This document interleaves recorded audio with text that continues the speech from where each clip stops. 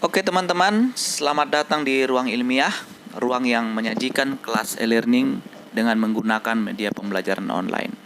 Kali ini saya akan membahas mengenai beberapa kumpulan topik penelitian dan mengkaji isi dari skripsi. Jadi dalam kajian skripsi ini saya akan menyajikan beberapa topik beberapa topik penelitian atau beberapa topik skripsi yang kemudian saya akan bahas isi dari skripsi tersebut. Mudah-mudahan ini menjadi masukan, bisa memberikan ide-ide baru bagi teman-teman yang akan menyusun skripsi atau tugas akhir. Oke, kita langsung saja. Judul pertama mengenai peranan kemitraan terhadap peningkatan pendapatan. Nah, jadi dalam tabel ini saya membuat matriks penelitian ya. Kemudian di dalam matriks penelitian ini saya sudah buat apa yang menjadi masalah penelitian di dalamnya. Kemudian tujuan penelitian, jenis data yang digunakan, kemudian sumber datanya apa, teknik pengumpulan datanya apa, bagaimana cara mengambil sampelnya, kemudian apa analisis datanya. Nah, dalam judul penelitian mengenai peranan kemitraan terhadap peningkatan pendapatan, ini yang menjadi rumusan masalah. Jadi dalam latar belakang itu Anda merumuskan suatu masalah. Jadi masalah-masalah apa saja yang berkaitan dengan kemitraan. Nah, di dalam judul ini dia mengaitkan antara kemitraan peternak dengan perusahaan. Jadi terlebih dahulu kita harus mengetahui definisi atau teori tentang kemitraan itu apa. Jadi kemitraan itu antara kedua pelaku, baik petani maupun perusahaan, ini harus saling bergantung ya. Jadi kalau salah satu lemah, maka akan mempengaruhi salah satunya ya. Jadi kalau misalnya petaninya lemah, maka akan mempengaruhi perusahaan. Begitu juga perusahaan. Dalam hal ini kemitraan ini harus saling menumbuhkan, saling menyuburkan ya. Sama-sama saling menguntungkan. Jadi sifat dari kemitraan adalah sama-sama saling menguntungkan antara kedua belah pihak yang bermitra. Nah, kalau misalnya salah satu dirugikan, maka kemitraan itu tidak akan berjalan ya. Tidak akan berjalan dalam jangka panjang ya. Oleh karena itu banyak faktor yang mempengaruhi kemitraan. Mari kita membahas yang pertama mengenai masalah masalah penelitian dalam latar belakang yang berhubungan dengan kemitraan. Nah, dalam latar belakangnya itu dia menjelaskan di sini pada judul tentang peranan kemitraan terhadap peningkatan pendapatan ini, bahwa ada masalah produksi di dalamnya. Berarti terjadi penurunan produksi. Kemudian tingkat konsumsi juga ya. Nah, mungkin pada kasus saat itu terjadi mengenai wabah flu burung ya. Ini berhubungan dengan peternak ayam ya. Nah, sehingga tingkat konsumsi juga mengalami penurunan ya. Nah, kemudian keterbatasan modal. Populasi ternak menurun, keterbatasan modal, kemudian teknologi dan sumber daya susah diakses ya. Nah, jadi dalam kemitraan itu pihak inti yaitu perusahaan sendiri harus membantu peternak untuk memberikan akses, baik akses informasi, akses teknologi, maupun obat-obatan yang diperlukan, vaksin dan sebagainya. Nah, dalam judul ini apa yang menjadi fokus masalah? Jadi fokus masalah yaitu penurunan populasi ternak ya, termasuk juga penurunan peternak karena masalah-masalah keterlambatan pembayaran oleh perusahaan, ya. Kemudian masalah obat-obatan, kemudian pakan ternak juga mahal, ya. Itu yang menjadi masalah.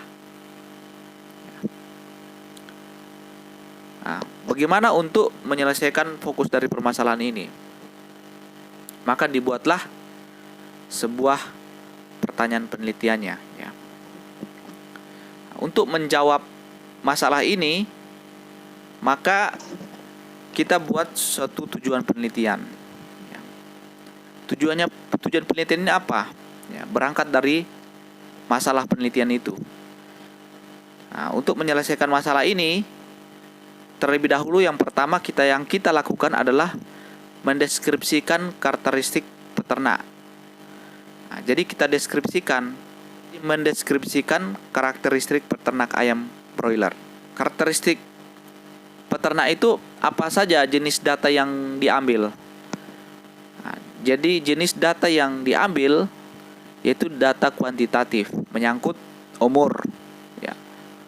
Umur peternak berapa, rata-rata umur peternak, kemudian pengalaman beternak, kemudian sumber ilmu pengetahuan beternak. Nah, jadi seharusnya kalau dalam kemitraan itu, ya, sumber informasi itu selain dari pemerintah juga lebih banyak dari perusahaan untuk memberikan pendidikan, informasi pengetahuan dalam beternak. Nah, kemudian jenis data lain, misalnya pekerjaan di luar beternak. Jadi ada enggak pekerjaan lain di luar beternak? Kemudian alasan beternak ayam. Kenapa dia melakukan beternak ayam? Ya. Ini yang motivasi awal, ya. Jadi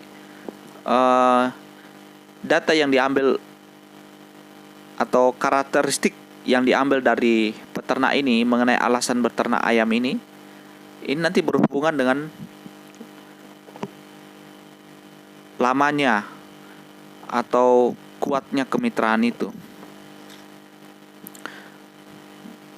Jadi ini berhubungan dengan motivasinya, ya.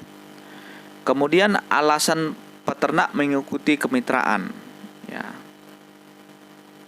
Ini berhubungan dengan nanti hubungan jangka panjang, ya. Jadi mempengaruhi hubungan jangka panjang kemitraan antara peternak dengan perusahaan. Kemudian status kepemilikan lahan, ya. Dalam hal ini status kepemilikan ternaknya, ya. Atau mungkin dia sewa lahan dalam peternak. Nah, kemudian data apa yang diambil dengan tujuan satu ini? Sumber data itu sumber data primer, ya, dari peternak itu sendiri. Kemudian melakukan wawancara dengan menggunakan kuesioner. Oke. Jadi analisis data yang digunakan yaitu analisis deskriptif. Tujuan yang kedua, ya, berhubungan dengan masalah ini yaitu mendeskripsikan pola-pola kemitraan. Ya, ini sudah naik tingkat, ya. Pertama kita melihat pribadi dari peternak itu sendiri, karakteristiknya seperti apa, karena ini berhubungan dengan kemitraan. Kemudian pola kemitraan yang terjalin itu seperti apa bentuknya. Kalau kita pelajari lagi teori mengenai kemitraan, pola-pola kemitraan itu kan banyak. Bentuk-bentuk pola kemitraan yang biasanya yang terjalin itu antara perusahaan dengan peternak, ya. Apakah pola inti plasma, ya. Jadi pola ini berlaku yaitu hubungan antara petani atau kelompok tani atau kelompok mitra sebagai plasma dengan perusahaan inti yang bermitra. Selain pola inti plasma juga ada yang dinamakan dengan pola subkontra. Nah, jadi pola subkontra ini ciri-cirinya yaitu kelompok mitra memproduksi komponen yang diperlukan perusahaan mitra. Jadi dalam hal ini ada kesepakatan kontrak mengenai jumlah, volume, mutu, ada harga, kemudian kapan, berapa hari harus tersedia, dan sebagainya.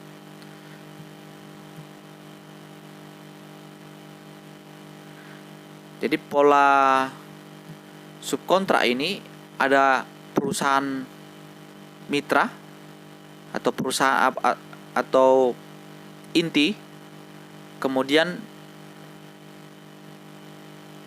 memiliki hubungan timbal balik dengan kelompok-kelompok mitranya. Kemudian ada pola kemitraan dagang umum ya. Nah, pola kemitraan dagang umum ini berkaitan dengan bagaimana kelompok mitra itu memasok apakah bentuk bahan baku kepada perusahaan. Jadi pola dagang umum adalah hubungan kemitraan antara usaha kecil dengan usaha menengah atau usaha besar, yang di dalamnya usaha menengah atau usaha besar memasarkan hasil produksi usaha kecil, atau usaha kecil memasok kebutuhan yang diperlukan oleh usaha menengah atau usaha besar mitranya. Nah, selain itu ada namanya pola keagenan ya. Jadi pola keagenan ini hubungan kemitraan yang di dalamnya usaha kecil diberi hak khusus untuk memasarkan barang atau jasa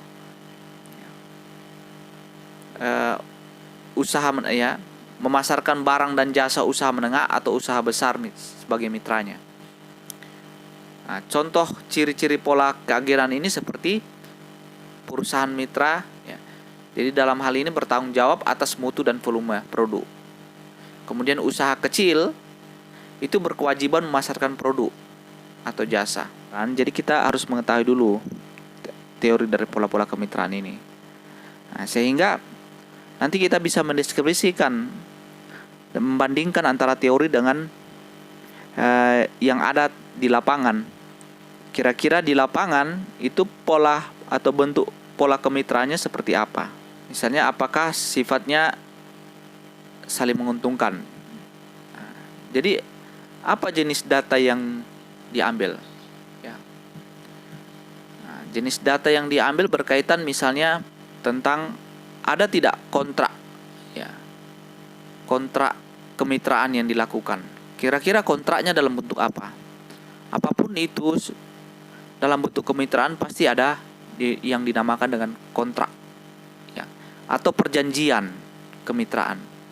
Kalau tidak ada perjanjian, maka kemitraan itu tidak kuat, karena bisa saja salah satu dari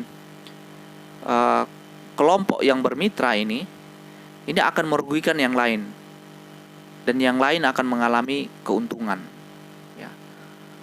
Jadi paling ini dampaknya perusahaan yang kuat, perusahaan yang besar ini akan menindas kelompok yang kecil.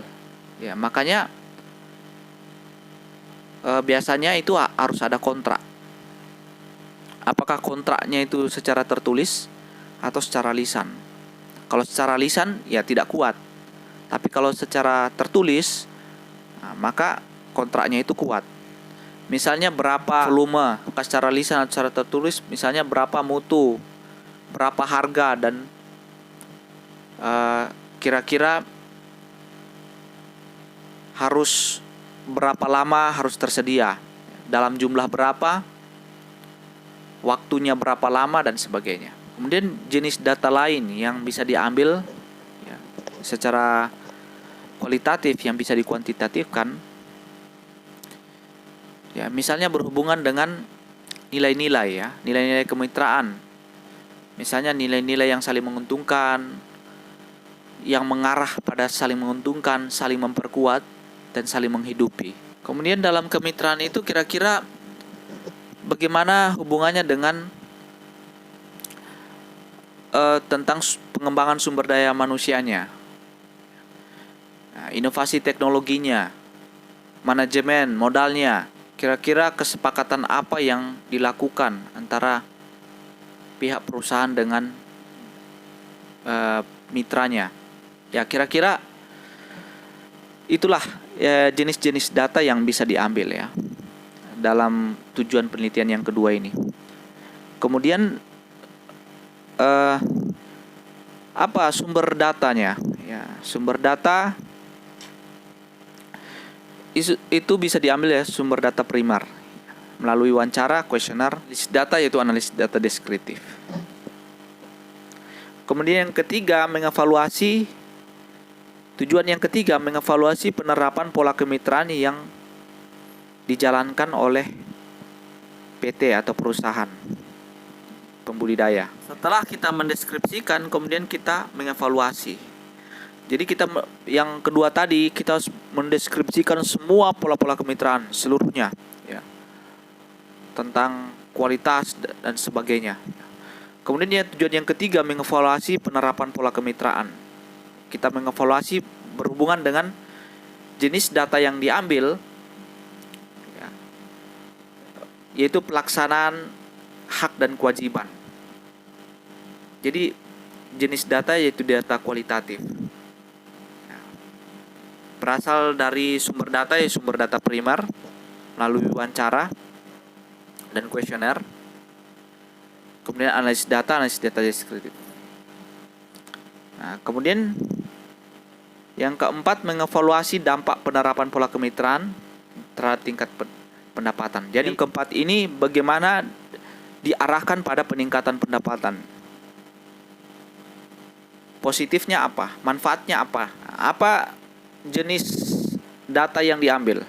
Jadi jenis data yang diambil berhubungan dengan populasi ya, mortalitas, kemudian hasil panen, kemudian berhubungan dengan biaya-biaya ya, biaya tetap, biaya variabel. Nah, kemudian dihitung penerimaan pendapatan. Nah, sumber data primer. Jadi ya, kemudian melakukan wawancara.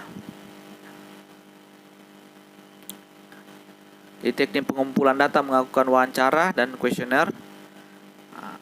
Analisis bisa menggunakan analisis pendapatan dan RC ratio atau UJT.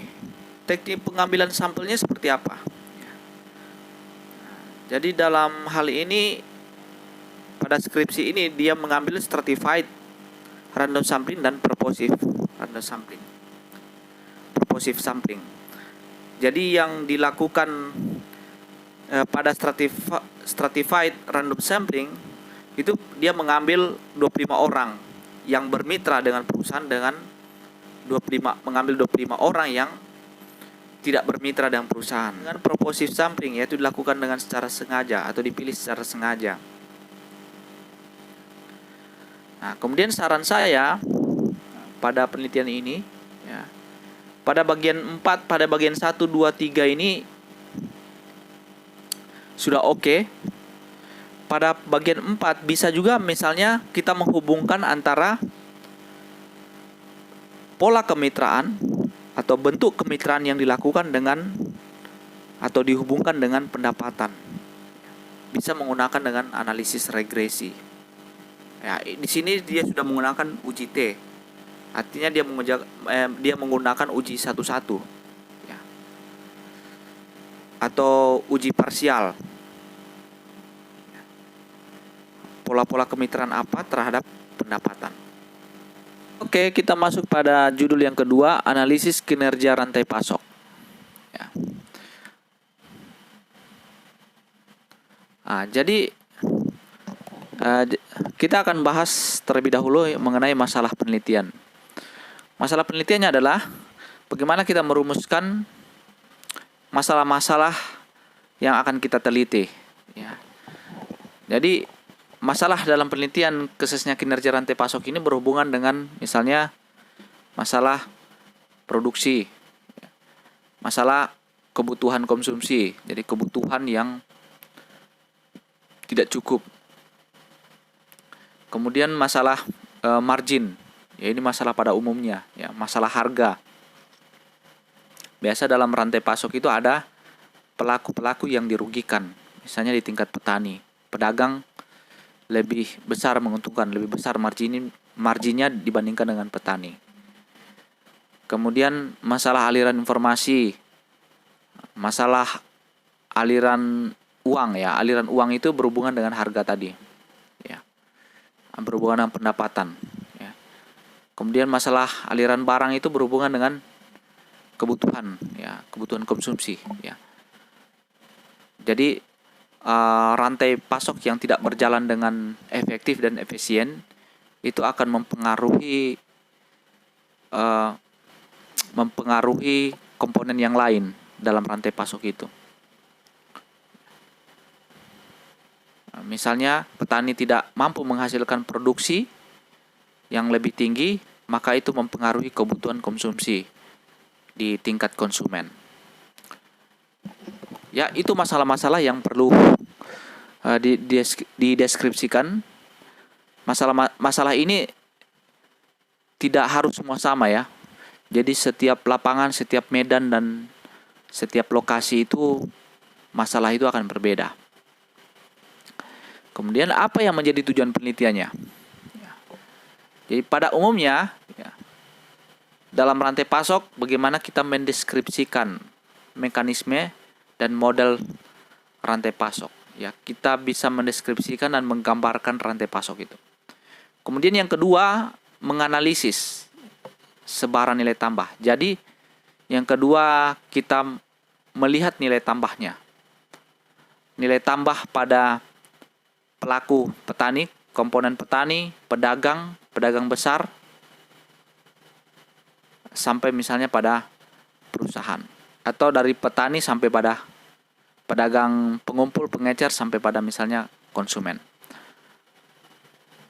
Selain misalnya mendeskripsikan dan membuat model atau menggambarkan rantai pasok, kemudian yang kedua melihat nilai tambahnya, kemudian tujuan yang ketiga yang kita analisis adalah kinerja rantai pasoknya. Mari kita melihat satu persatu. Tujuan pertama, apa jenis data yang diambil? Yaitu jenis data misalnya berhubungan dengan aliran informasi, aliran barang, dan aliran uang. Jadi yang kita gambarkan adalah rantai pasoknya. Kemudian kita deskripsikan yang berhubungan dengan informasi, aliran barang, dan aliran uang. Tujuan yang kedua, menganalisis nilai tambah. Ya, ini kita melihat pendapatan dan margin dari setiap komponennya itu. Sumber data ya sama ya, sumber data primer yang berasal dari petani, pemasok, penggilingan, pedagang. Teknik pengambilan data dengan menggunakan kuesioner dan wawancara. Jenis analisis data deskriptif, dan metode Hayami. Jadi dalam penelitian satu itu menggunakan deskriptif, dan metode analisis data yang kedua kita gunakan analisis nilai tambah. Jadi metode Hayami ini adalah metode yang umum digunakan untuk menganalisis nilai tambah pada subsistem pengolahan. Jadi analisis nilai tambah itu melihat selisih antara komoditas ya, yang mendapatkan perlakuan pada tahap tertentu dengan nilai yang digunakan selama proses berlangsung. Kemudian yang ketiga, tujuan ketiga menganalisis kinerja ini ya, berhubungan dengan berapa jumlah, jenis, harga. Ya. Jumlah ini berhubungan dengan misalnya jumlah produksi, jumlah barang, jenis barangnya, harganya berapa, kemudian waktu atau jarak dalam hal distribusi ya. Berhubungan juga pendapatan, margin ya. Sumber datanya sumber data primer, teknik pengambilan data menggunakan kuesioner, wawancara. Kemudian teknik pengambilan sampel yaitu menggunakan rumus Slovin ya. Yaitu sampel area dan ditentukan dari jumlah produksi beras terbanyak misalnya. kalau untuk komoditi beras. Menggunakan teknik pengambilan sampel atau teknik pengambilan data dengan menggunakan purposive sampling, yaitu dilakukan secara sengaja,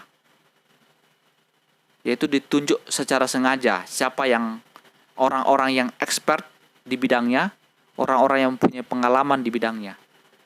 Nah, analisis data pada tujuan 1 deskriptif, tujuan 2 metode Hayami, dan metode 3 menggunakan AHP. Kenapa menggunakan AHP? Kita melihat variabel-variabel mana yang betul-betul penting dalam mempengaruhi kinerja dari rantai pasok ini. Oke, sampai di sini dulu mengenai pembahasan kita mengenai kumpulan topik-topik penelitian ya, tentang kajian dari isi skripsi.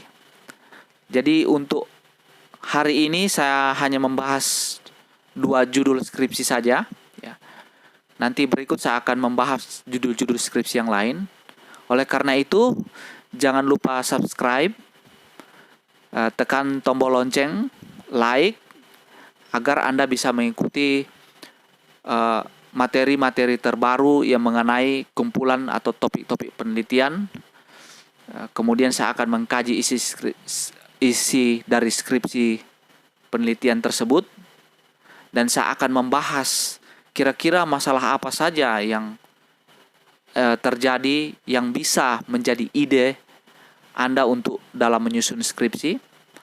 Kemudian nantinya Anda juga bisa mendapatkan ide kira-kira tujuan penelitian apa, jenis data apa yang akan digunakan, kemudian sumber datanya dari mana, bagaimana cara teknik pengambilan data, teknik pengambilan sampel, dan kira-kira dengan tujuan tersebut analisis data apa yang akan digunakan. Oke, sekian dulu dari saya. Jangan lupa sekali lagi subscribe, ya, like, tekan tombol lonceng, supaya kita sama-sama saling memberi, ya, dan saya diberikan semangat untuk membuat materi-materi seputaran mengenai metode penelitian. Terima kasih.